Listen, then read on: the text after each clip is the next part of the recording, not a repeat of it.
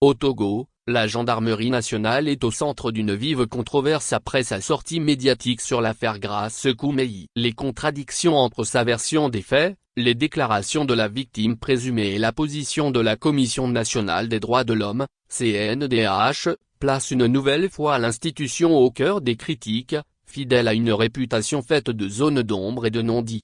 Sous le régime de Faure Gnassingbé, la gendarmerie nationale occupe une place stratégique dans l'appareil sécuritaire togolais. Mais elle traîne également une image sulfureuse. Cette branche des forces armées est régulièrement pointée du doigt dans des affaires de violence, de torture et de brutalité contre des citoyens, notamment en période de tension.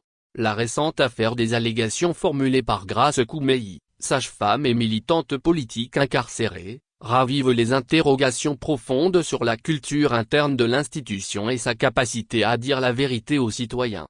Tout démarre avec un communiqué de la gendarmerie nationale lu sur la télévision publique, le vendredi 21 novembre. Cherchant à situer l'opinion sur l'arrestation de Grace Koumeyi, l'institution affirme qu'elle n'avait fait cas d'aucune agression sexuelle ni d'aucun traitement cruel, inhumain ou dégradant.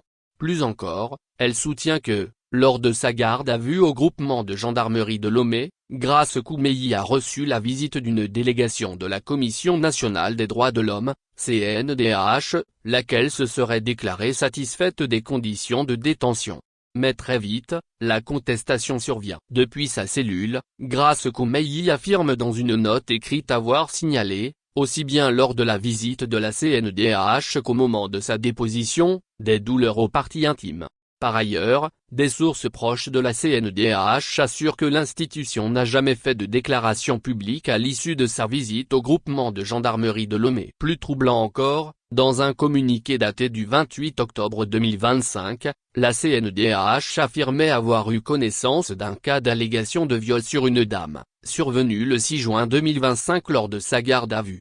Entre une victime présumée qui maintient fermement ses accusations, une CNDH qui nie s'être prononcée sur les conditions de détention et une gendarmerie qui affirme l'inverse, l'institution sécuritaire se retrouve prise en étau entre deux récits. La situation alimente les interrogations au sein de l'opinion. La gendarmerie protège-t-elle les citoyens ou ses propres agents? Communique-t-elle pour éclairer ou pour maquiller d'éventuelles dérives? Pour certains observateurs, cette sortie médiatique traduit surtout une volonté de contrôler le récit avant que les faits ne soient établis. Voire plus journal en attendant que l'enquête, si enquête il y a, clarifie les responsabilités. La gendarmerie nationale apparaît une nouvelle fois fragilisée par ses propres contradictions. Communiquer avant d'enquêter, se dédouaner avant de clarifier, affirmer avant de vérifier sont devenus une méthode au Togo, estime un défenseur des droits humains.